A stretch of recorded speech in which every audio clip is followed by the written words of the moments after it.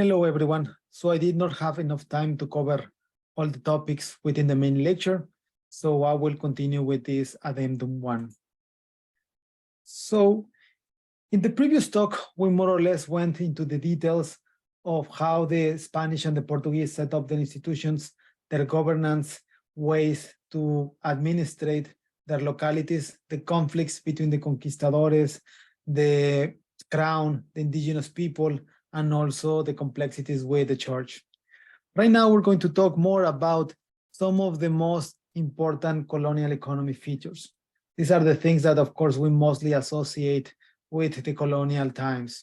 So, of course, the first one is just the low labor land ratio. So we previously discussed that there was a huge demographic collapse, and of course, the amount of land is fixed. So, and really, in general terms, America is still quite large in terms of its size.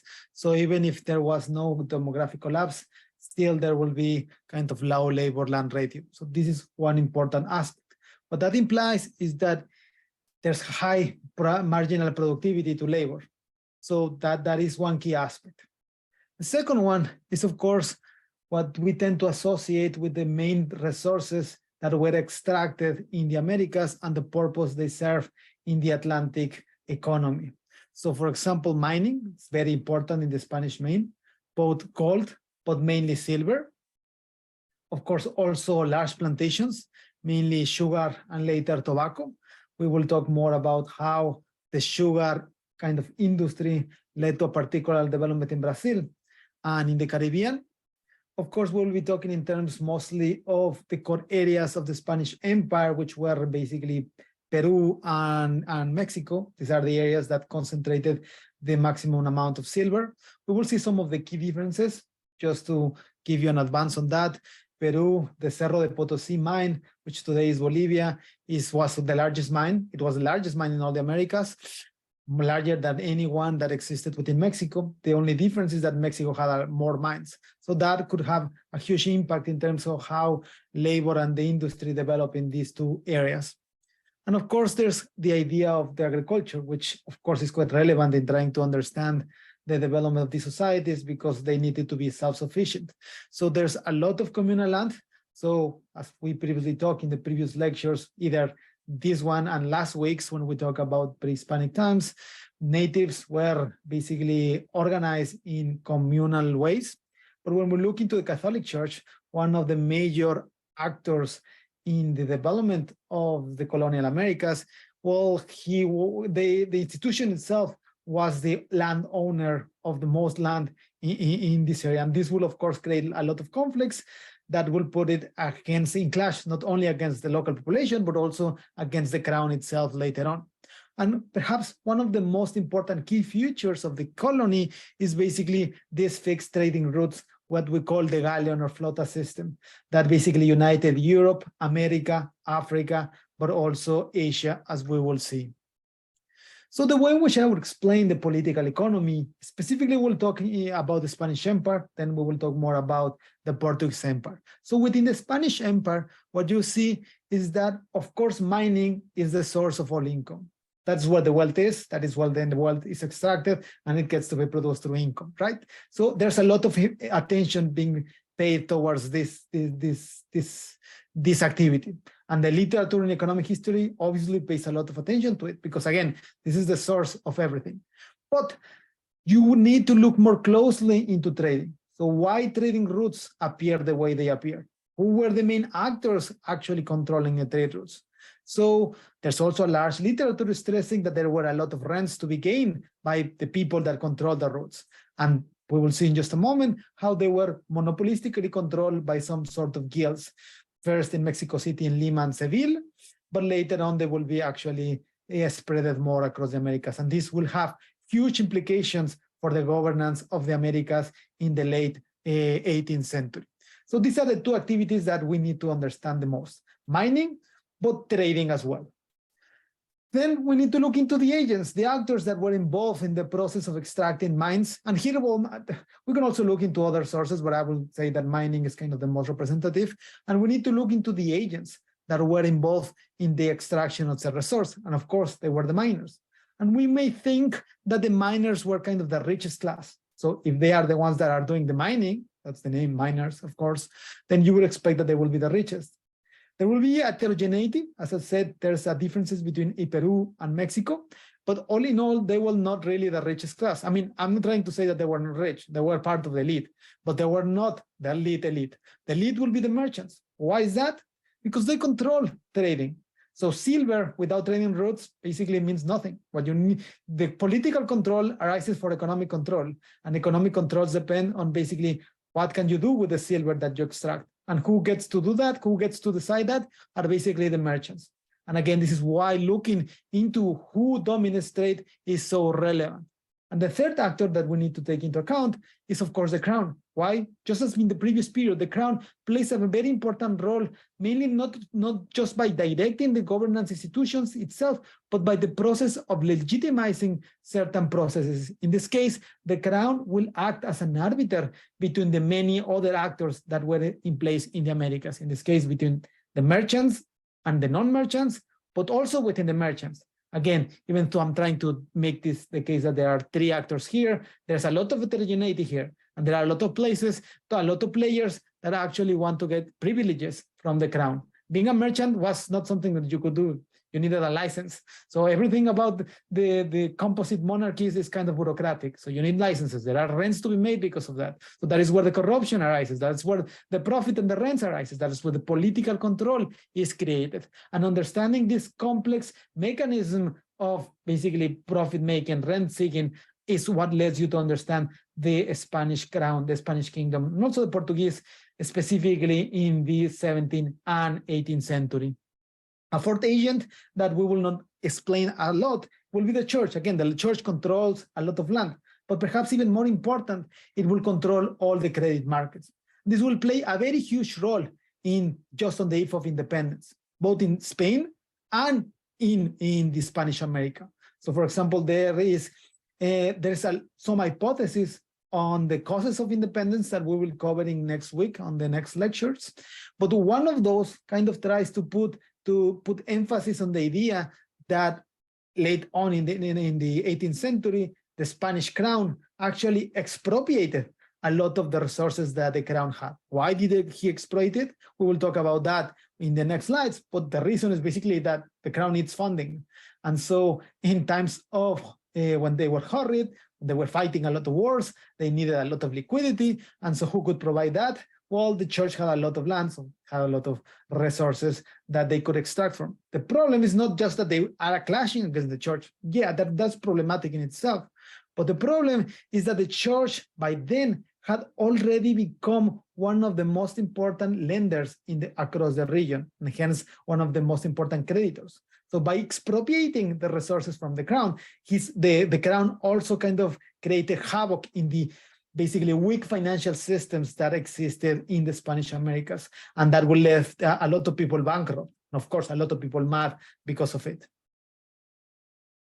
So let's look into mining, because again, this is kind of the core area that we know was important in colonial times.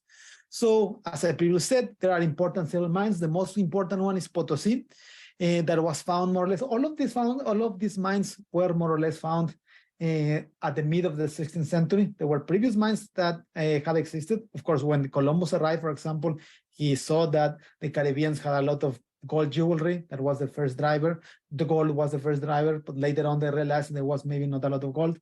In the Spanish America, there's gold in what today is Colombia, but besides that there is not much compared to silver. They later realized that they started finding that these mines were actually useful and they were productive. So Potosí is the main one. So, but in Mexico, see here are the three important Mexican mines.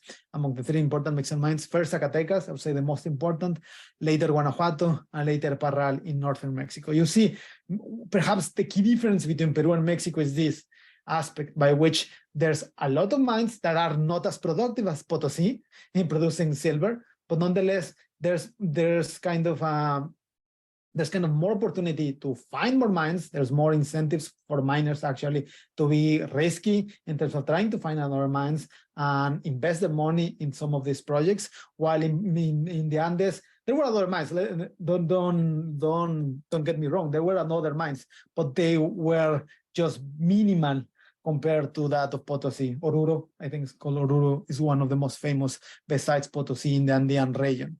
Now, other characteristic that has been emphasized in the traditional narrative of extractive institutions in America is what is known as the royal fifth, which is a fifth, basically, of the silver that is extracted and exported to elsewhere. So a fifth of it was just, it went to the crown. However, this data, I mean, there's a heterogeneity in terms of how well enforced was this figure, and basically the specific amount by which the mining of silver was applied. We know evidence that in some parts of central Mexico, for example, the royal fifth actually was reduced to only 10%, just in the middle of the 16th century for some merchants. I mean, again, we still live in a world by which there are a lot of privileges.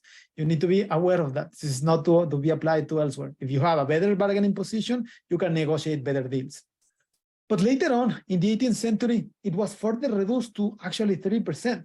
So it was just kind of minimal, the amount of tax. I mean, technically speaking, it's not minimal. You will see that there's a huge improvement in the amount of silver that is actually mined from these areas, but the percentage decreases. So what this speaks of is basically of what Dovado and Marrera and generally the literature calls the mining-led growth, which is again the idea that unlike our expectation of what would have occurred, it's really the economic incentives is for the crown to really try to incentivize the production of silver. And how do they do that? It's basically by subsidizing through several ways. So one of the most important ways is basically by subsidizing the main input. And here I need to introduce one of the key technological breakthroughs that occur in Spanish America, which is a process which is basically silver mines that were, I mean, silver is not pure. You need to have basically a process by which you clean it and you get the silver.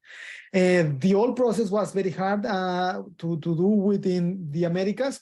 And in Mexico, in Pachuca, this person, Bartolomé de Medina, actually created this new technique, which is amalgamation with mercury, which allowed the silver to be actually purified, extracted more easily. And this was a huge thing that actually allowed the improvement in the conditions that led to more silver being extracted in these areas.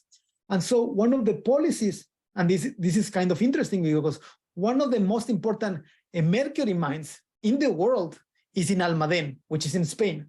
So that's interesting, right? So there's silver mines here, and they require a lot of input. They require mercury as their main input to be producing silver, and the main producer of silver is Spain. So the Almadén mine was owned by the crown, and the crown actually subsidized the price of mercury for the production of silver, for the extraction of silver within the Americas. So another mercury mine that existed also in the Andes, it was the mine of Huancavelica. It's also quite relevant, specifically for Potosí, because then they are very close, relatively speaking. So that implies that I mine copper, I mine mercury, and then after I mining the mercury, I use said mercury to actually extract the silver, and then that silver, it's used basically to be exported to buy goods from Europe and from Asia. So this is where the connections start to pop around. And so this is where we also talk about the idea that what the crown wanted is to optimize the production of silver, because again, this is where the resources were, this is where the wealth of the Americas were. So this is a figure that speaks of the evolution of the production of silver in the Americas. So this is, of course, there is a lot of debates about this because sometimes the way in which you measure it impacts it. So sometimes we measure it through tons of silver being produced. Sometimes we try to convert that to pesos. So I would say that for the most part, up until the mid 18th century, really the value of silver did not, well, it changed with respect to gold, but the value of the peso did not change, the Spanish peso. So it's basically stable.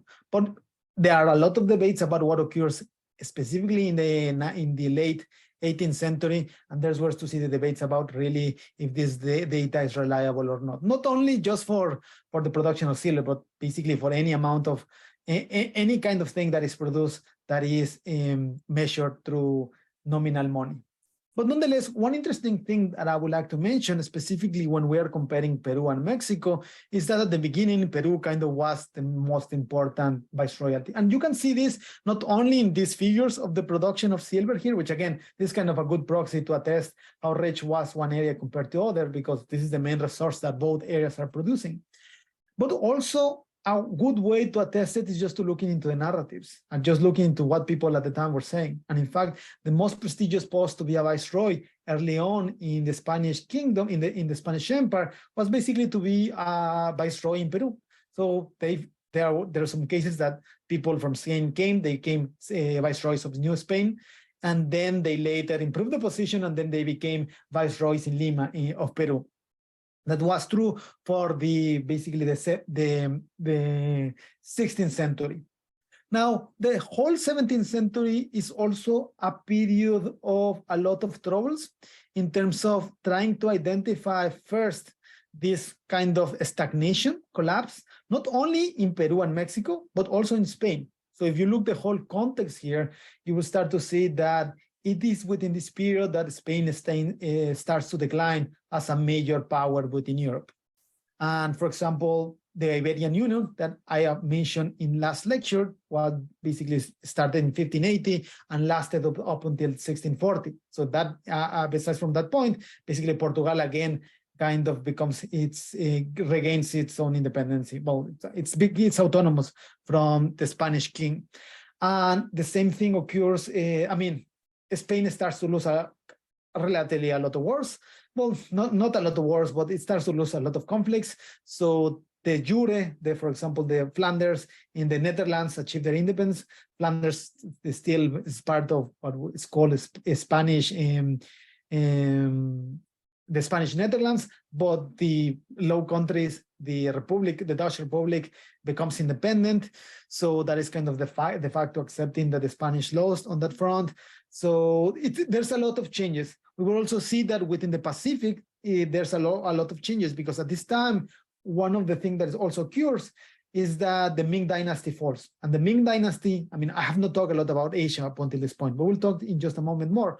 But there's also a big part of the Spanish-American trade that is basically going to Asia, to China more specifically. And the fall of the Ming Dynasty impacts quite a lot in that as well. So there are many contextual things happening that it is difficult to assess which was more important or not. There are also some people, some economic historians, that actually try to debate the idea if there was really some sort of stagnation. There was there's not enough consensus about the idea. So, but nonetheless, this kind of gives you an idea that this is discussed. This is a period where we more or less see that less prosperity all across the Spanish Empire in the Americas and in Europe starts to be created. And later on, what we see, interesting enough, is kind of a divergence in terms of the luck of the two areas, Mexico and Peru, and about a resurgence overall of the Spanish Empire. So what occurs here, of course, I'm not trying to say that this was the event that made it possible, but what it occurs is the War of Spanish Succession. So basically the last Habsburg king died without a heir. So there's a conflict between other Habsburgs and the Bourbons. The Bourbons claim that there was also familiar, and there's a global conflict among the major European powers to basically who the crown of the Spain will go. At the end of the day, the Bourbons won. That's why we call it Bourbon dynasty, and still the kings of Spain are from that family. And we start to see kind of a renewed economic activity. And again, we could see this just to see production. Now, interesting enough, again, returning to the comparison between Peru and Mexico, is that there's kind of a reversal of fortune in that regard. Mexico in the 18th century becomes much more wealthier than Peru. And you can attest that just by looking into the production. This one is Mexico, and this one is Peru. Mexico starts to produce much more than Peru. Now, to give you an idea of how much of silver and also gold, this graph also pictures the amount of gold that is being produced. To give you an idea of the amount that is being produced and exported, let's look into this graph by Michael Morino. So this is in tons, more or less. This this is not in pesos, this is not a nominal value aspect, it's just tons. And what you can see is that this is basically the 16th century up until the late 18th century. This is kind of the decline that we more or less expected to see in when we talk about the 17th century. And then we see, but here this what starts to change really is after in the mid 17th century, not later on.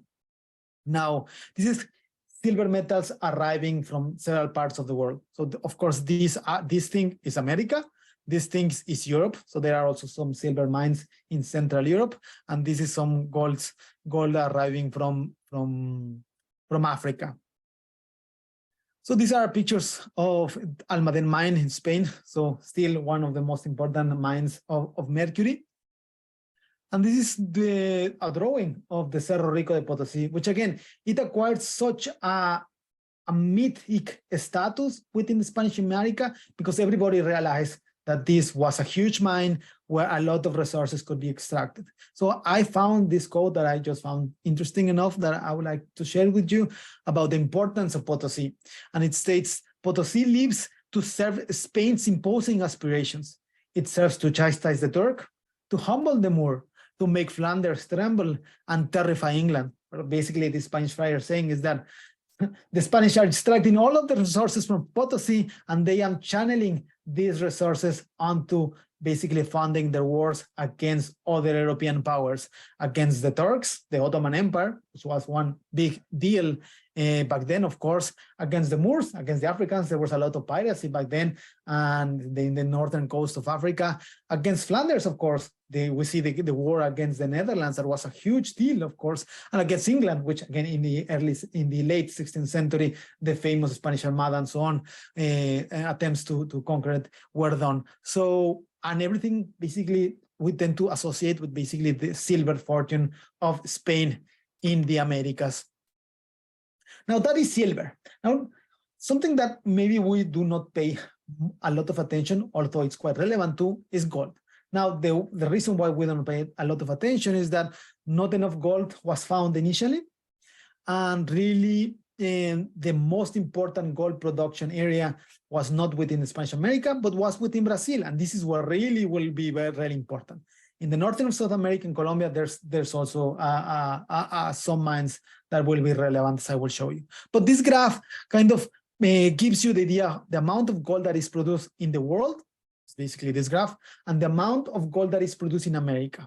So you can see that specifically in the 18th century, a lot of the gold that is being produced in the world really comes from America, and most specifically from Brazil. And so that also has huge implications for the development of Brazil as its own territory. So when we think, and this is called, of course, in the literature, the Brazilian gold rush, just like, and this was termed, of course, like when we look into the history of the United States later on in the 19th century, there's kind of a gold rush to go to the West. Similar thing occurred here. Now, first, before talking about that, I just want to mention that basically out of all the gold that was being produced in America, 60% of it was produced in Brazil. Almost 20% was produced in New Granada, basically Colombia, what today is Colombia. And 8% was in Mexico, Peru 4%, and then so on, it starts to decrease. So the big deals here are Brazil and New Granada. And within Brazil, of course, there's also heterogeneity. The most gold producing states, areas within Brazil are the Minas Gerais, the Goiás, and Mato Grosso. So it was not well spread across all the area. And again, this had implications in terms of how we understand the development of the settlements with Brazil. So prior to the discovery of gold, again, the most important product that was being produced in Brazil, in the land of Brazil, was basically sugar. That it required a lot of plantations, a lot of slavery, but it was really located in the northern part. That is why early in the mid of the 17th century, the Dutch tried to get a pie out of that and invaded that part of Brazil. And later on, when they were expelled from northern Brazil, they went on and basically had their own colonies in what today, for example, is Suriname for the Dutch. So the main economic nexus, the main core economic area of Brazil early on was sugar and the plantation that the plantation economy that produced said sugar. But after gold was discovered, after gold became a thing, such an important thing, then there's a shift in the core of Brazil. So there's a picture of Bandeirantes, for example, and what you see is that the Bandeirantes, of course, had acquired mythical status in the colonization of Brazil, because this are basically private parties that will try to risk their own luck, go into the center of today's Brazil by just first capturing natives and enslaving them. So there's, of course, a huge aspect of forced labor involved here, but also by later on trying to find new mines. And so you see, again, there's a shift in the pattern of colonization from the north to the south. And hence, you can see that later on, what you would see is that these two provinces, two governorships being developed, one, the region in the north and in the region in the south. And now there was a more interest towards going inward into Brazil. So what you will see here is, for example, early on, as I previously explained in the last lecture, there's really no motivation to settle Brazil. Really, the earliest Portuguese came to Brazil and saw it more like an outpost in order for them to go really to India, where the spices were found. Later on, but they realized that there was plantations, that there was a potential of sugar here. There were also a small settlement area around here, but really the core area was here. But now that that you found gold, there's an emphasis to go into these areas. And this will create, of course, a lot of conflicts later on with the Spanish, because the Spanish had borderlands here. And as we talked about that in last lecture, a lot of these areas will be missions, Jesuit missions, among others. So it's a complex environment by which the Brazilians, or what they would become Brazilians, they come here, try to settle this land, and have conflicts with basically the missionaries, but they will also have conflicts with the Spaniards. And this creates the border zones in between Portugal and Spain in South America. Okay, moving on into looking into Atlantic trade. And I will return to the Spanish case here. So I previously talked about basically the organizational scheme of the governance institutions within Spain. We talk about the Consejo de Indias, the Council of the Indies, that basically aided the king in terms of taxes, war, and governance. But the second institution that mattered the most was the Casa de Contratación, the House of Trade, that it was located first in Seville. It was created even earlier than the Council of the Indies. Why? Because, of course, the main driver is always economics. So it's always economical. You need to find resources to actually able to get a profit and then fund another projects. So, and I think this is one of the core aspects that define both the Portuguese and most particularly the Spanish system of trade, which is based around the idea of galleons and the flotas. They started more or less in the mid-16th century, and it operated well into the 18th century. It started to be reformed later on. We will talk about that in just a moment. What I want to emphasize here is that we tend to think of that scheme as being mercantilistic. And it's natural to think in that way, in the sense that they are extracting silver, they unite different areas, they depend very much on basically America exporting some commodity and later importing some manufactured good from Europe. So we know that. But I would say that that is not the correct way to understand this process, this scheme. I would say there is more like medieval Orient. Just think about it. Again, we are talking about the beginnings of this period is the 16th century. So we are still talking about a nation about a state that had not even been totally united. So again, returning to classes about, or course on economic history or history in Spain, what you see is that the conquest of Granada, southern Spain, was only realized in 1492, the same year that Columbus arrived into America. So very, very late on. And so it had a lot of medieval traditions. So one of the core aspects that explain trade in the medieval world since the commercial revolution, more or less in the 13th century up until the Renaissance, is basically to trade via fairs. Why fairs? Why trade fairs? Because trade fairs will basically place trade in a geographical space that was quite constrained, but what implies that it will be easy to tax. but it will also easy. It will be act as a focal point of coordination between the many traders that exist around Europe. So the most famous, of course, are the Champagne fairs in France. So they will, a lot of traders will reunite and they would exchange for a set of a schedule, and then they will leave thereafter, and they will return every now and then. So it makes sense because for the crown, it's easy to tax. It makes sense for the merchants because they are able to be better organized. And it makes sense also for purpose of security. And again, think of the medieval Europe. It's not a safe world. There's not public security, of course. The roads that they use are still more or less the Roman roads. It's not even medieval. They are not medieval roads per se. So they are very insecure. So the best way to go into trade fairs is by basically creating convoys that will be very well protected. So my point being here is that what the Spanish did is basically they replicate the same system, but they apply it to a seaborne empire. So instead of moving through land to trade fairs in a given location, they move the system towards basically connecting different continents, moving through sea, and meeting in some places in the Americas where basically the merchants of both America and Europe will meet. So again, why? Because the system of armed convoys was the safest way to travel, and because it was lower risk for the merchant. And so also because it was easy to tax for the crown. So again, when you look into institutional equilibrium, you need to look into all the agents that are involved. And so who benefits? So some people would benefit most out of some arrangements, but if the arrangement, that means that there's a stable equilibrium in it at some point. So in this case, both the crown and the merchants benefited. So just think in terms of piracy. So piracy really became a thing later on in the late 17th century and early 18th century. And these guys were spread across the Caribbean. I mean, the first pirates really were more close in the Mediterranean. The first piracy that attacked both Spain and Portugal basically attacked the Canary Islands, the Azores, and so on. But later on, of course, they moved into the Caribbean. But again, these were not as well organized.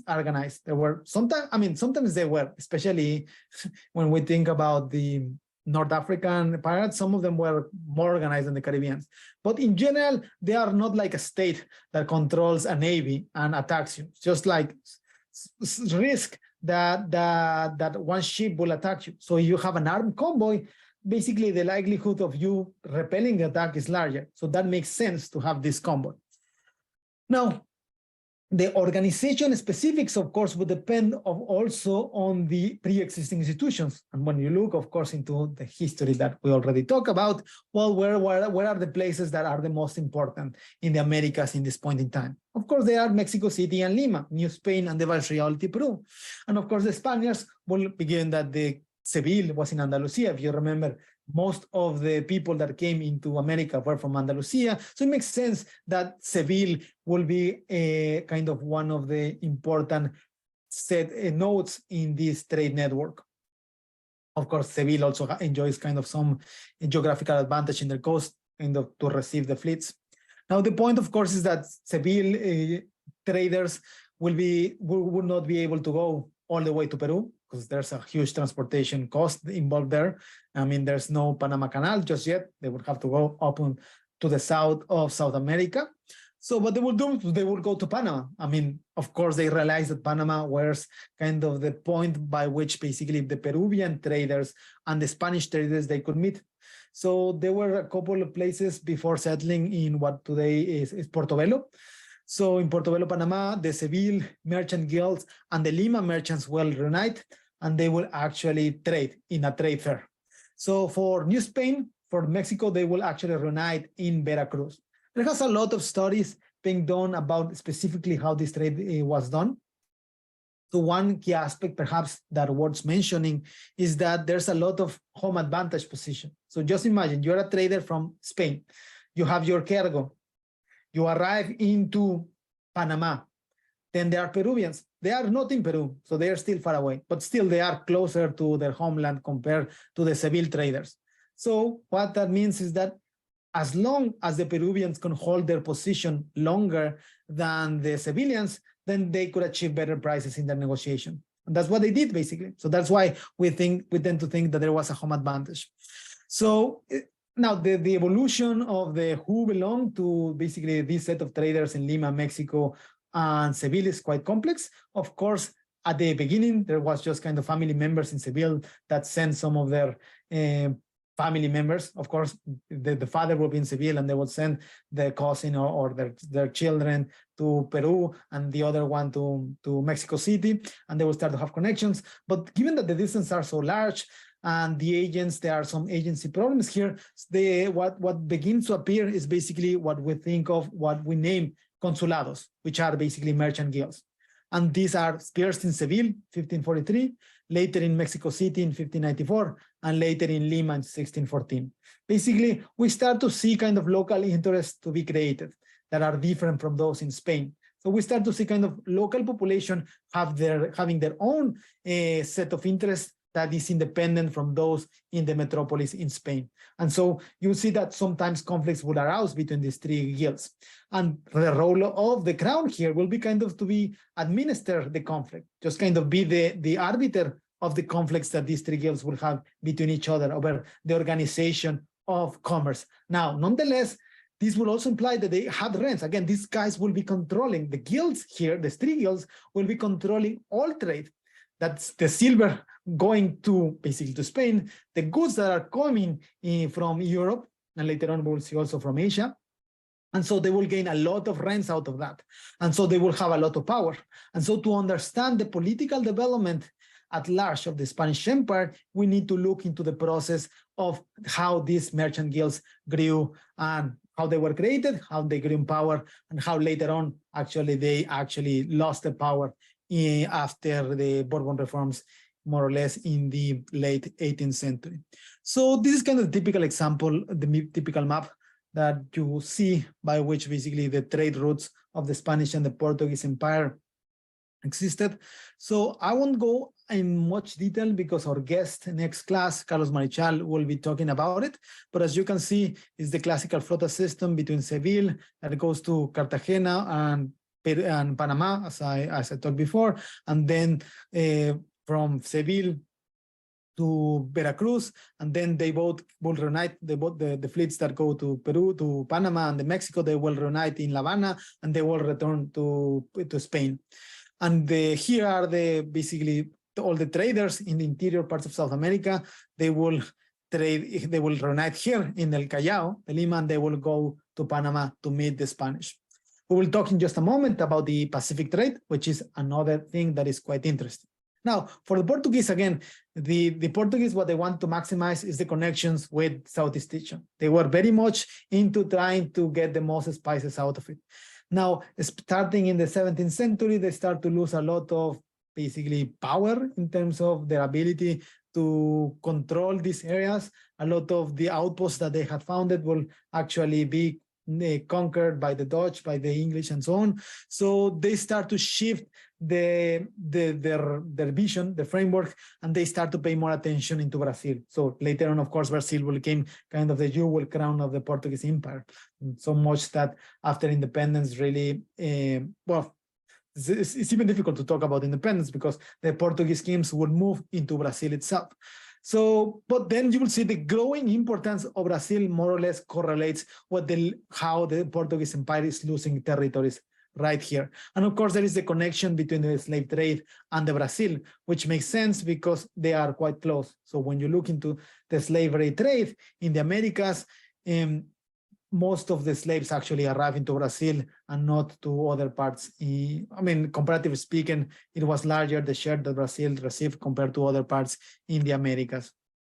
I find this map quite interesting, mostly because it places not only the routes, but what kind of goods were being exported and imported to the Americas. So for example, when you look here is that what basically does the America is producing, of course, silver and sugar, Caribbean, but they also produce gold in Colombia, and dyes. We'll be talking about that in just a moment. In Central America, there's a lot of emphasis on cochineal and indigo. You also see kind of the internal trading routes from Lima to Panama, silver. Again, there are also some alternative trade routes that are minor at this point in time in the 17th century because Buenos Aires was not a huge city as it will become later on, and it will challenge more or less the power of Lima, so much that the Viceroyalty of Rio de Plata would be created, and basically the Bolivian silver would actually be transported more, would be attempted to be more transported to Buenos Aires rather than through Lima. Some of the conflicts that led to basically independence stem from these facts of reorganization of the territory and who controls the core areas of extraction. And what are we importing? Basically foodstuffs, mercury. Again, mercury is important because Almaden mine, the most important mercury mine in the world, has to provide the input necessary for the Americas to produce silver. But we also import textile and hardware. This will be important because these are manufacturers. But you will see that from one important aspect that we need to be aware is that in the 17th century and more in the 18th century, what would occur is that Spain itself will start to lose steam in actually producing some of these goods. So what you have in Spain is, even though there is kind of a monopoly exercised by Seville, what you will see is that there are a lot of foreign agents, mostly from Flanders, actually acting within Seville. So what would happen is that Spain itself would not produce anything were to be sold in the Spanish Americas. They will import it from other places in Europe. But this is kind of the typical idea of the Dutch disease. So that applies not only to the Americas, but which is kind of extractive resources that allows us to buy stuff, but it does not allow for us to develop alternative industries that will become more important, more productive, and that will lead to real economic growth. That happens the same thing in Spain. So there's kind of a general decline. And it is also increased by the fact that with the opening of the Pacific route, what will occur is that Peruvians and Mexicans will start to demand more Chinese goods that compete directly with the European provided goods. And that will create some confrontation between Seville and Mexico City and Lima that will lead to some aspects that I will show you in just a moment. Now, before showing you kind of the Pacific trade, I just want to mention an important aspect about contraband, which is, we know it was important, but we don't know how important it was. So that is difficult to assess and to be humble about it, but that is the truth. So we know that it was an incredible part, incredible component of the Spanish American society, but we are not unable to quantify it. So just because, of course, there is no data about that, because contraband trade is by definition illegal, so no registry will be left of that. So this map is from a research done by Villa and Jenny Guardado, in which they do not try to kind of quantify the contraband trade, but they look into Mexico and they say, well, we know some of the ports that were allowed to receive trade. So mainly, of course, Veracruz and Acapulco.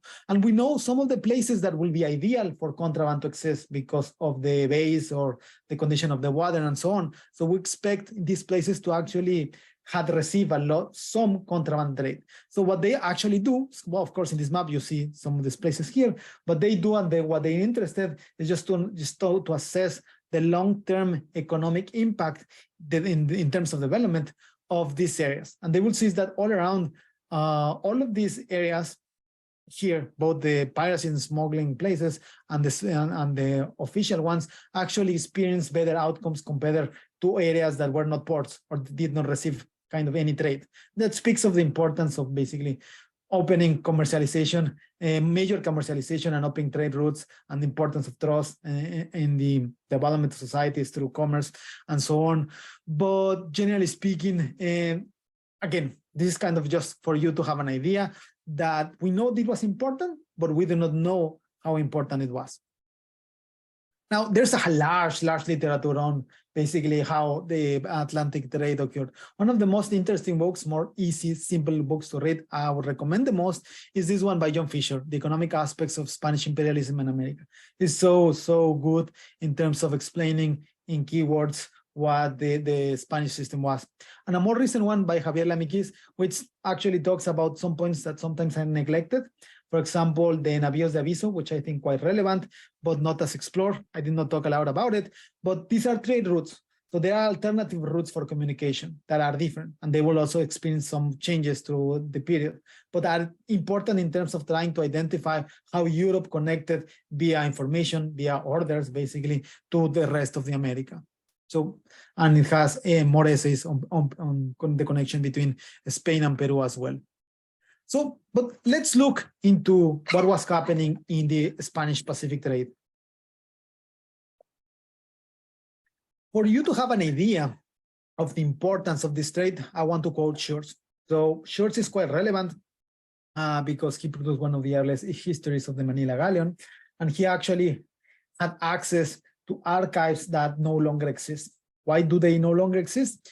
Mostly because he worked prior to World War II. And if you remember correctly, you will see that the Philippines, well, it was first a US colony, so it was invaded by the Japanese, it was bombarded by Japanese, and then when it was conquered by the Japanese, it was later bombarded by the US, so Manila specifically. So unfortunately, not only archives, but a lot of historical monuments, historical buildings were destroyed in World War II.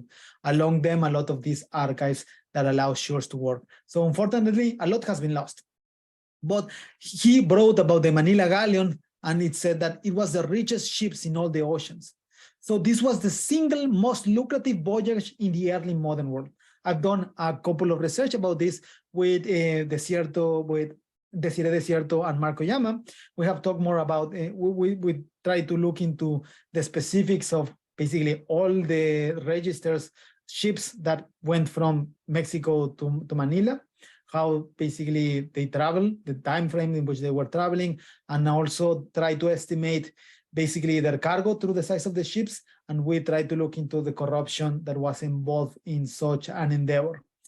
But what, in terms for the course, what I think is irrelevant is that this is such a large trade, such important part of the Spanish America. It was so, Philippines were colonized in the 16th century, but it was such an important aspect that the Americans really started to prefer importing goods from really China, from via the Philippines. It created conflict with Europe. So the crown had to interfere and had to regulate more closely the way in which the Eastern trade, the Pacific trade occurred. So much that the key characteristics of the Manila Galleon, and that is why it's called a Manila Galleon, is because it was only 2 ships allowed to travel. Sometimes really it was one large ship and one other ship that takes care of the other one. And starting in the 16th century up until the late 19th century, that is more or less the way in which traffic occurred between Mexico and the Philippines. And we can assess more or less the corruption through overloading, as I previously explained, more or less because there were just few ships doing this travel, and they tended to overload a lot of them and delay the shipment of the goods, mostly precisely because it was just one ship doing, or well, 1 or 2 ships doing the voyage in this time. We know also importantly that early on, before the mid of the 17th century, Peru kind of participated in this trade. So there were traders that arrived from Callao to Mexico, and they participated in the Asian trade. But after 1640, they were not allowed to participate anymore. So here we can also see kind of the bargaining positions between the merchant guilds. And what you can, and this kind of correlates with the idea that specifically in the 18th century, Mexico City will become kind of more prosperous than Peru, and Peru will kind of start to lose its status as its more important colony and most important viceroyalty, sorry. And it is due to the fact that their bargaining position was much lower. It was such a huge terrain. South America is much larger than Mexico, of course. It could not control the whole area. So Mexico City was closer to Spain, and it was closer to the Philippines. In fact, there's kind of a debate, really. So in the literature, the Pacific Ocean was called the Spanish Lake, because only the Spanish knew how to travel it for a couple of centuries. But Bonalian actually stressed that maybe it's incorrect to refer it as the Spanish Lake. The most correct way to refer it would be as Mexican Lake, because it was a space that it was dominated by Mexicans, by people from New Spain. And in fact, there was such a conflict between Mexico City and Seville that some people within Spain actually wanted and actually lobbied for the Philippines to be abandoned, because they realized that they were losing profit opportunities just because the Mexicans were exchanging their silver with the Chinese rather than with them. So there was a lobbying pressure by the Spaniards to abandon the Philippines because of that. Of course, it was not realized. This was just, we have qualitative evidence about that, but this not occur. And what this gives credence to the idea that the Mexico City merchants were better able to defend their position compared to Peru, because Peru lost its possibilities to actually directly trade with China. So I think this is quite relevant in understanding the whole politics of the Spanish Empire as well, and in understanding kind of the heterogeneity between the different guilds in the Americas. This is kind of a picture of a Manila galleon compared to a Chinese ship, just to kind of be aware of the magnitudes. So what would occur is basically that the galleon will arrive into Manila, and there will be already some kind of a similar trade fair would occur, but in Asia, by which Chinese, and not only Chinese, people from all East Asia and Southeast Asia, from India even, would go to Manila, and they will exchange their goods for silver. And of course, we know that there was a huge demand for silver in China. So it was called the silver sink, really, there was such a demand that there was never enough. And the Spanish Americans, of course, prefer the quality of the textile and the manufactured goods that the Chinese would be produced compared to those that were produced in Europe. And again, this led to the conflict. This kind of the typical route. So from Acapulco, they will make a stop in what today is Guam. Then they would go and establish into Manila, and the return trip will go into the north and return through California and into Acapulco. If you want to know more about that, there are a couple of recommendations, one in English, one in Spanish. Now, this is generalities. Let's look into what other resources were being exported besides silver or precious metals. I think one of the most important ones is basically cochineal dyes. And we will talk about cochineal specifically more when we talk about some of the unintended consequences of the fiscal reforms of the 18th century. But before we do that, what is cochineal? So cochineal is basically this bug, specifically the eggs of the bug that are basically that grow in cacti.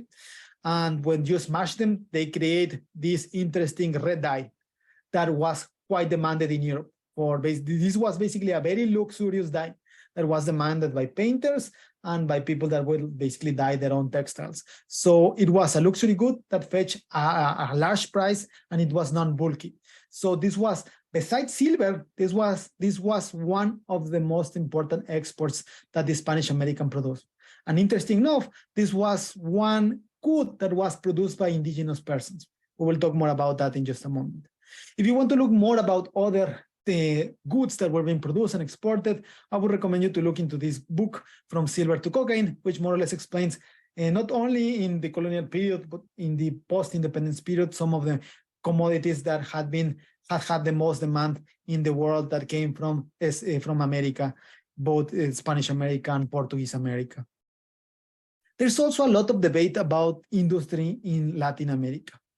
So we know, again, that Europe could not produce enough goods to satiate the demand in Spanish America.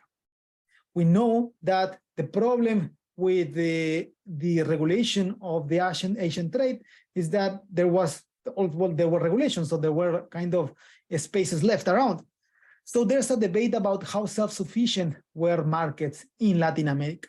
So there's a whole debate about if we can speak about the existence of some sort of proto-national markets, or if these were regional markets. We know that there were some sort of connections, but we are not sure about exactly the dimensions. There are economic historians that would argue for one or another. We know, for example, that there was a shipbuilding industry, what we will consider industry, more importantly in Havana. Havana built a lot of the ships that will later be used in the Atlantic trade. Manila, for example, will build a lot of the ships that will be used in the Pacific trade. And we know also in Maracaibo and Cartagena will produce ships. Guayaquil also attempted to create its own industry of shipbuilding without the success that Havana achieved. We also know that precisely because of the lack of satiation of demand, there was an incentive for local producers to start producing goods to satiate the local markets. And so this is where the debate about obrajes starts. So obrajes are basically manufacturers, textile manufacturers.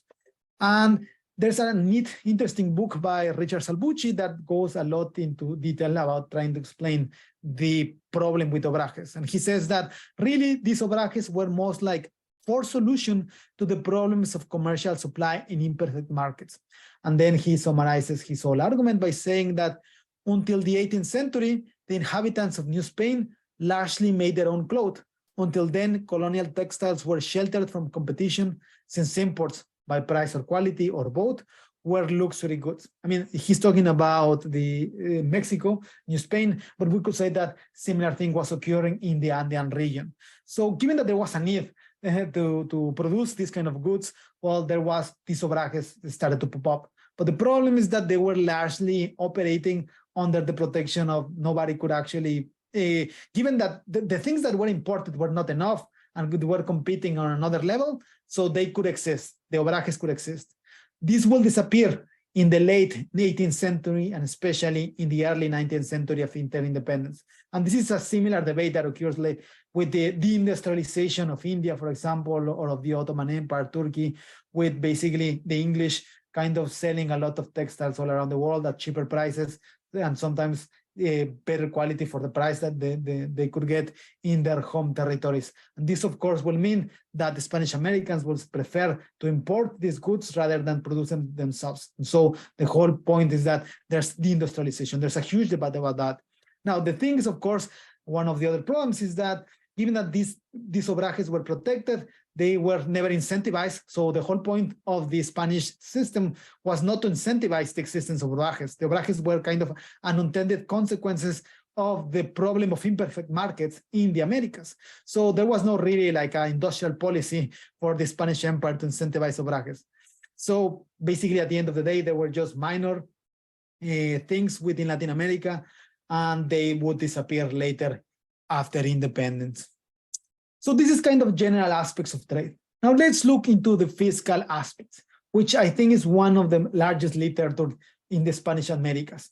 Why? Because we have a lot of resources available. There's a lot of information. The bureaucracy that was created in Spanish America to govern these places was huge, and it left a lot of data. So much data that really our difficulty is just in organizing where to focus our attention. So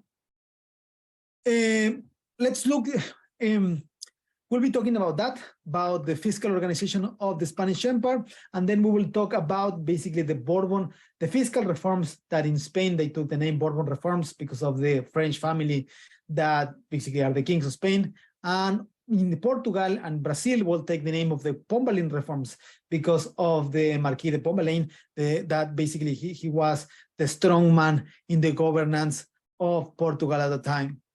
Let's look first about how it was fiscally organized, the empire. So we have here, and just forget a little bit about the colors here, just look into each point.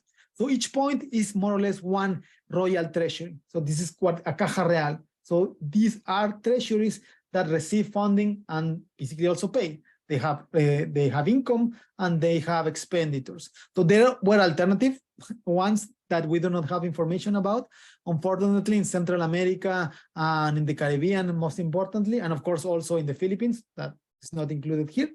So each of these notes is important to understand basically the process by which money, governmental money, was transferred across the empire. So one of the most important hypotheses that has been given in the past 20 years, I would say, is the one by Regina Graffi and Alejandra Irigoyen, about the whole idea that this was a stakeholder empire. So how do the merchant guilds and basically the political connections in each country will actually govern themselves monetarily, economically, and also politically? And it depends very much. And when you look into the complexities of the relationships, you would get basically where the money was flowing. So each treasury, of course, was connected. So this, of course, these treasuries will pop up around different times. So these are basically the treasuries as they existed later on in the 18th century, but beginning in the 16th, there will be much less because there was not enough population, as we just saw. The complexity of a government was not as high. and so on. So this is just for the whole period. But nonetheless, there need to be a connection. And of course, returning to the questioning of how extractive was the metropolis with respect to Spain, this is what led a lot of these debates. What Alejandra, what Grafe and Irigoyen are talking about here is that really what occurred is that there will be kind of stakes by which each elite will defend its own position. So for example, within this table, what we see is the proportion situados. Situados are basically the remittances from cajas, from royal treasuries outside of their own zones. For example, one of the ones that firstly were studied by Carlos Marichal, or guest next Thursday, was basically from Mexico to the Caribbean. So it's money that goes from the Mexico City Royal Treasury to the treasuries in the Caribbean. So situados are that, remittances from some areas to other areas that are not Spain. And of course, there are remittances of the taxes that are collected in these areas that go to Spain. So they are both. But what they stress more or less is that there's a huge difference in terms of how money was flowing toward areas, towards the situado remittances to close areas, rather than going to Spain. In fact, what we see is that the amount of taxes that go to Spain tend to diminish through time. And they saw an increase in for the situados. So how do you explain that? So if you look into the geography, the linkages that again will be explained more in detail by our next guest, you will see that most of the money, most of the transfer are flowing from core zones of the empire to border zones. So for example, of course, Mexico to the Caribbean, the Havana, for example, was an important port of defense. From Mexico to northern parts of Mexico, because this was the frontier against the indigenous people here.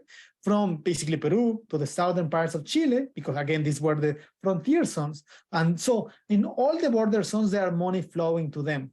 And who's paying them, of course, is the core royal treasuries. Of course, the royal treasuries themselves are collecting money from other places.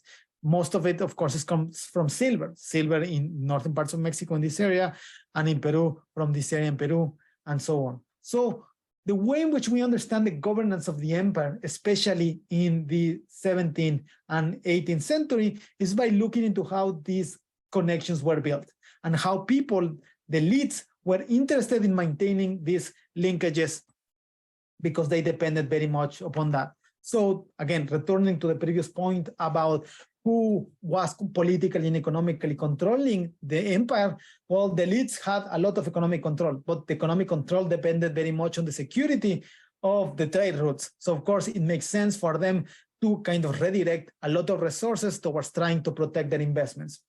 So that's one way to put it. If you want to know more about specifically, not about the stakeholder argument, but in general about the connections, I would recommend the book by Carlos Marichal, The Bankruptcy of Empire, which talks about basically the connections between Mexico City, the situados in the Caribbean, and the relationship with Spain in the late part of the 18th century up until the eve of independence. Now, moving on talking about the reforms, the fiscal reforms. So what you would see starting in the 18th century across all Europe is that there's a wave of reforms that aim towards modernizing the different states that existed back then and building what we call a fiscal military state. This is what is known in the literature, a state that is powerful enough to basically fund wars at larger scales, that is modern, that basically is capable of funding that through a more direct administration of the resources that they possess. A better administration means also an optimization of the taxes that they could get, and so a more professional army and a more professional bureaucracy. The main goal was mainly, again, to get full and direct control of taxation through territorial unification and tax simplification. And if you remember our last lecture, what I said about the composite monarchies is that the emphasis back then was basically to allow a lot of autonomy to different places. It's basically a proposition of decentralization, unity through decentralization. The opposite would occur here. What they would attempt to do is to really territorially unify now. In the late 16th century, what will occur is a fiscal and state reform that will aim towards making the Spanish Empire more like a unified empire and less a collection of states that were only united by these linkages, these basically monetary linkages and their allegiance to the king. So they would try to create more like that's kind of definition of a fiscal military state. Within Spain, they will start, there are some debates about this. We have now evidence that the reforms actually started, the reforms will begin even before the Bourbon came into power. But of course, they will actually be more important after the Bourbons arrive into power in the early 18th century. And there will be a lot of reforms in Spain itself that aim towards centralization and towards unification within Spain itself. So we will not be talking about those.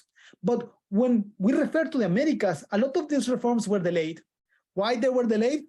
One of the reasons, there are two. The second one, I will wait a little bit to explain it. But the first one is that they saw no reason to actually try to introduce them just as yet. Mostly because they would not want to get into problems with the local elites, which will be a key problem later on. And also because, as you remember, the silver industry in the Americas was booming. So starting in the 18th century, there was a booming industry. And so tax remittances started to grow up. So there was no need to actually want to reform just yet. There were some attempts in some key areas in the northern parts of South America, most importantly New Granada, that again became its own viceroyalty. So would you start to see the fragmentation and the losing of power of Lima? First with the New Granada viceroyalty that basically aggregated Ecuador, Colombia, and Venezuela. This was done in 1717. And the second one is a license of control of trade control to the Royal Guipuzcoan Company of Caracas. And this is an attempt to kind of mimic what the English and Dutch had done in the previous centuries in terms of finding a different way to actually trade, not through trade routes, but to give a monopoly to a company that will administer directly the management, their possessions there, and act basically as kind of, again, outsourcing the control of the government to this company. It will fail, and then this same company will attempt a different approach in the Philippines, but nonetheless, it was first attempt here. Okay, moving on, the reason that this changed, so the key threshold event that is so important is the 7 Years' War. So it's a war that involved, some people argue, some historians argue that this was kind of the First World War because there were clashes in North America, South America, and Europe, and in basically Asia and India between the French, the English, and other powers. And what matters for Latin America and for the Spanish America and Portuguese America as well is that, first, for Spanish America, what matters the most is that in this war, both Havana and Manila were captured by the English, which hugely alarmed the Spaniards. They realized that these were the key points that defended the trade routes. Without them, the whole trade routes will implode. So they needed to find a better system to communicate and trade with their empire and not rely into this old system anymore. That was one of the key incentives that made possible the attempt towards reforming this area. Within the Portuguese area, something similar occurred, but not exactly the same. So one key difference, of course, is that Great Britain was actually, the United Kingdom was allied with Portugal. So there was not an immediate threat of invasion as the Spanish had. But nonetheless, the Pomboline actually realized that it was important to modernize the Portuguese Empire because he also was afraid that if there will be a conflict between Portugal and England, then England will actually easily conquer a lot of places within the Portuguese Empire. Now, returning to the things that I've spoken about, the importance of merchants, I found this quote by Miles Boardman quite interesting. He's focusing about the basically Central America, but I think it applies as well to other parts. He says that the merchants were basically an inordinately strong class, controlled not only the commerce, but also prices, trade regulations, and tax regulations. The area was more of a fief than a kingdom, with Spanish and Guatemalan merchants ruling over Central American domain. And again, this is just to give qualitative evidence about my assessment that the merchant elites were not only powerful economically, but they were powerful politically. And these are just people that controlled Central America. The key traders in the empire were the merchant guilds that were located in Lima, in Seville, and in Mexico City. So you see that I've done a little bit of research on this, and I more or less argue that these guys are the top of the hierarchy. Now, the argument here is that 7 Years' War caused a breakage here.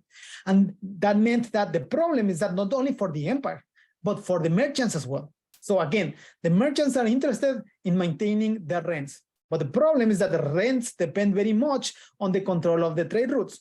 If the trade routes are not actually functioning, the routes, the trade is not working, that means that there's no rents to be extracted. So that means that they have more like an incentive to accept any kind of reform. So here's the window of opportunity for the crown to actually interfere and said, well, we know that you have enjoyed a lot of privileges, Mexico City, Seville, and Peru, and Lima, but we now need to change. And we need to change because otherwise the whole empire will implode and you will lose with that. So that's the window of opportunity that they took advantage, and they tried to introduce some of the free trade reforms. I mean, there are a lot, the Bourbon reforms are a whole set of reforms that include more than free trade. We will be talking more about other important aspect in the next slide, but one big chunk of it is the free trade reforms. And it's called free trade, not because it's real free trade, it's just because it's less restricted than it used to be. So for example, Charles III, after the 7 Years' War, appointed a technical commission that recommended, basically this technical mission recommended abolishing the Cadiz monopoly and opening the Atlantic trade route to more ports in America and Spain. So basically it modernize the way in which trade occurred, more akin to what it was in the British Empire, by which there were a lot of ports that were allowed to trade with the metropolis, and the metropolis, it was not just Seville, but a lot of ports within Spain were also open to American trade, and the restrictions were that they were supposed to trade in Spanish ships, so that the navigation acts for England are kind of the same thing. A lot of ports in North America and in England are allowed to trade, but they need to do the trade with English ships, and they need to go to England first as a middleman. So some of those things start to apply here. It's less restrictive than it used to be, but still, I mean, this is not still free. This is still not free trade. I mean, Adam Smith will be complaining about the way in which the English did the things. So of course he did complain even more about the way in which the Spanish did their own things here in the Spanish Americas. So, but the thing here that I want to emphasize is that the solution then and the window of opportunity here is for the routes to be decentralized. The opening of these ports meant that you would not create just one convoy, one fleet that will be actually coming every now and then through a definite schedule. You will create a more interactive flux of ships that will not be as well protected, but that's actually okay because you are an underdog now. What you are shown after the 7 Years' War is that the British Empire is on increasing its naval power. I mean, the myth of the British as a sea power really starts to appear in this point in time, and of course it will increase in the 19th century. Before that, the Spanish and the Portuguese could actually challenge quite well. So that's kind of the whole point, to give more opportunity for more people to trade that will diminish the risk of losing trade routes, because they are more complex. Of losing one route means that that's not as unfortunate as losing the main routes that you used to have. So between the 1765 and 1789, there were a set of these reforms that would allow these alternative places to participate in a Spanish-American trade. There are differences in times when it was applied. Some of the merchants resisted better. Mexico City actually blockaded a lot of ports within Mexico to be open, other places. Others could not defend their position as well. So there was a variance in where these ports were allowed to trade with the rest of empire. But at the end of the day, by the 18th century, there existed quite a lot. And I will show you in this map. This map shows you basically the few ports that were allowed to trade by 1760, just before the 7 Years' War, and the opening of other ports on the eve of independence. So it's a huge increase. So there's a problem nonetheless. The problem is that so far, the governing of the empire depended very much on this transaction of rents between the merchant elites and the political power that they could exercise over their territories. So how could you actually replicate the same system? The solution, of course, was to create alternative corporate bodies in the model of the Lima and Mexico City merchant guilds. And so what you will see is that many merchant guilds start to pop around in other places across the continent. So in Buenos Aires, in Caracas, Cartagena, Guadalajara, Guatemala, Havana, and Veracruz have their own merchant guilds. And there are others that are on the eve of getting their own licenses, privileges before the independence caught with them. And there are also some of them that actually could not actually enjoy that privilege. But the point here is that the Spanish attempted to replicate the model of trying to co-opt the elites by giving them, well, you are privileged. This is still not free trade. You are in control of a unique port that has a unique access to a certain trade route. There are more trade routes, so rents are more dissipated than they used to. That, of course, affects the most the Lima and the Mexico City trade goods, but nonetheless, they attempt to replicate the co-opting through rents. Now, there's what were the effects? So there are debates about this, of course. So Cuenca Esteban, more or less, they states that there's kind of a general agreement that there's a debate about the magnitudes, but nonetheless, there's an agreement that both exports and imports increased throughout Americas after these free trade reforms.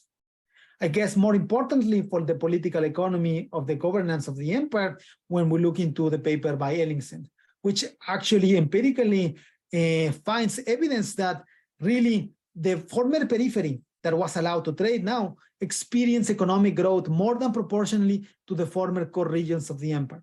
And here is where the problem lied for the governing of the Spanish empire. And this is something that I developed more in depth in one of my research papers, which is the idea that really what happened is that what these reforms did is that they empowered peripheral elites that were not as co-opted as the usual elites.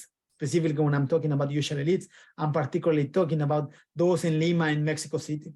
And so that kind of gave a first sign of incentive towards succession. They realized, the peripheral elites, that they now had power to trade. And they said, well, I'm really not tied to the system. I know that maybe I could improve my position if I am actually allowed to trade even more and actually have more capacity to trade with other parts of the world and not just with Spain, just to give an example. So that's kind of one of the early economic trade incentives towards independence. It was not the only one. Of course, there's debated if it is the most powerful one.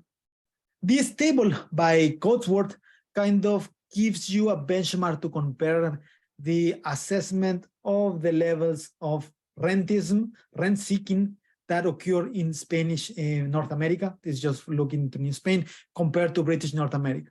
There's, of course, such a large literature that more or less expresses the idea that the independence of the 13 colonies, what will become the United States, hinged upon these trade restrictions that the British imposed upon the original 13 colonies. But when you compare really the impositions of the Spanish compared to the English, they were not as large. But again, at the end of the day, a lot of the revolutions do not depend on the absolute levels. It depends really on relative aspects. So, but that is just one reform. The second important reform, among many, I still need to stress there are many reforms. The second important reform that also plays a role in understanding the process that led to the independence of the regions that would become Latin American countries are the Intendente reforms, which was an attempt to basically create an alternative governance system that differ from the system that I presented before between the king and the audiencias and the viceroy and so on. Before that, in the 1776, there was a reorganization, the creation of the Rio de la Plata. Again, Peru starts to losing a lot of control of the area, and basically they lose control of the main mines of Bolivia. So that means that now they will go to Buenos Aires instead of the Callao. Alternative routes. Again, this empowers peripheral regions compared to the traditional co-opted regions. Buenos Aires is not as attached as Lima to the existence of the empire, just as Caracas would not be. So that's why you start to see where the nodes of independence movements were created in South America. Both Caracas and Buenos Aires were points that actually grew quite a lot after the reforms in the late 18th century, but they were not attached to the old ways. So the incentives were there.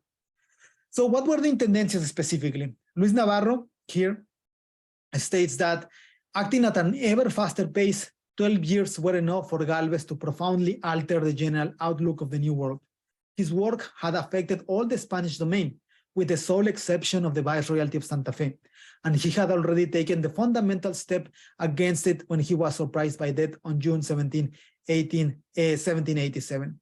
So who was Galvez? Was basically an important first governor of Florida, then became actually Viceroy of New Spain, and he wanted, and he had gained a lot of reputation because he participated in the War of Independence of the United States, so he was well liked in the 13 colonies. Well, in the United States, he had a lot of good reputation in Spain, so he had a lot of political power.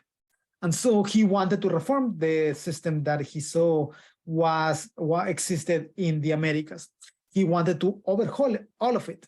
And so from 1783 up until his death, he tried to consolidate new territorial units around that is what is called intendents that will supplant the corregidores. This, of course, is a direct challenge to the previous governance institutions. And here's where we attest kind of the political economy aspect.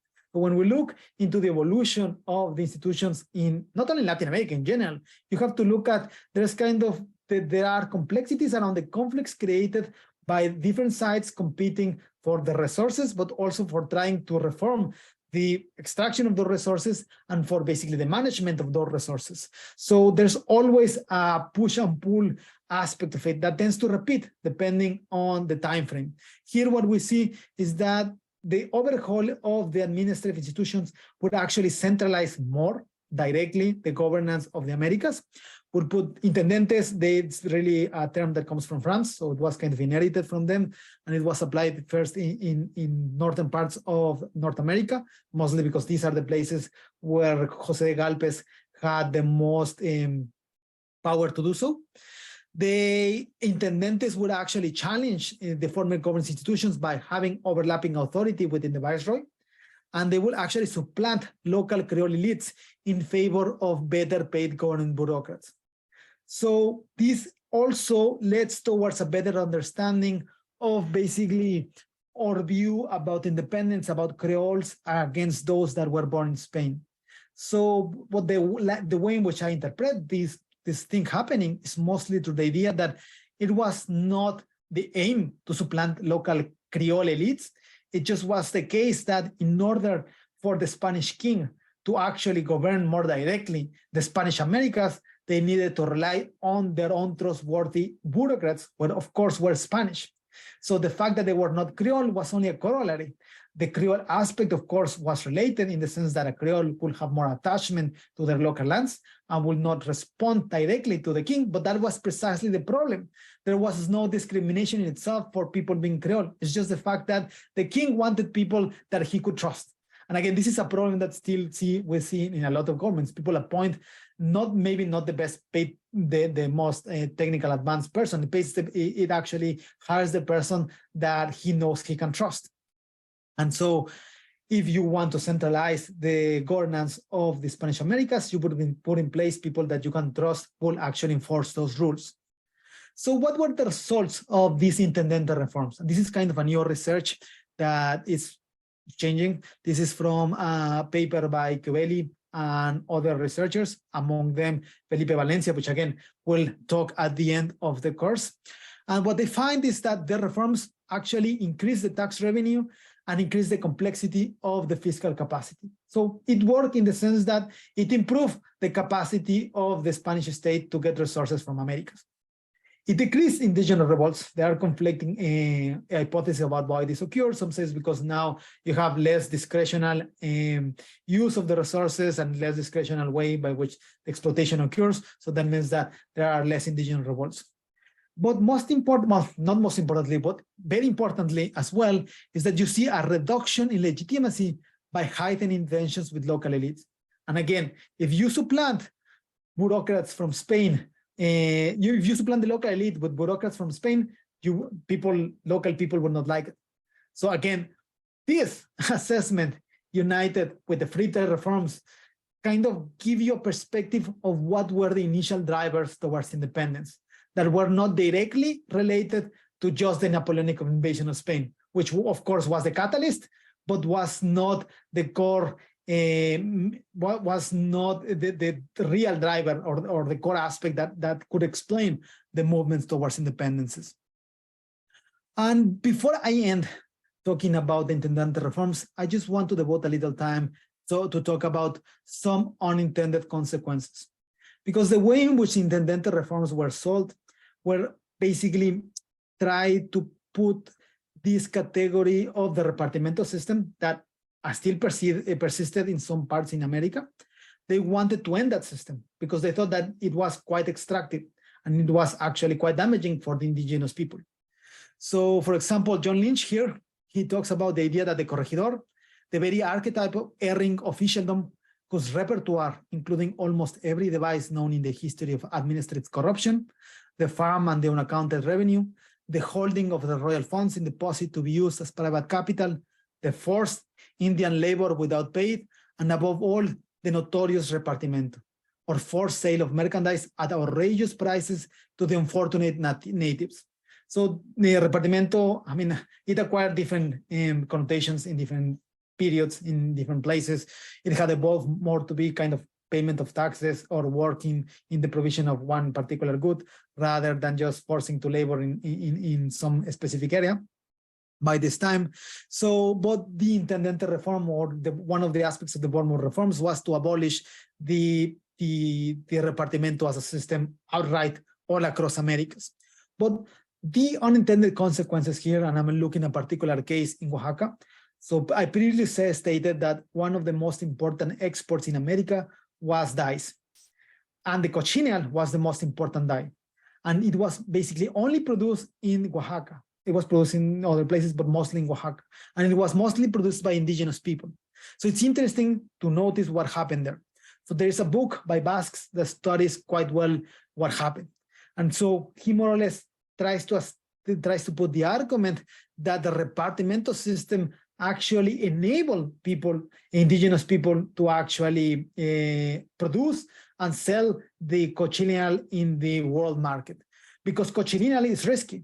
So the conditions for the cochineal to reproduce are very risky. They depend on the weather conditions, and there's a lot of contingencies involved. So there's a lot of vagaries of the environment. The alcalde mayor, the corregidor, would act as a creditor, so he will give money as basically a cash advance, as a cash advance to the indigenous populations, and then they would produce.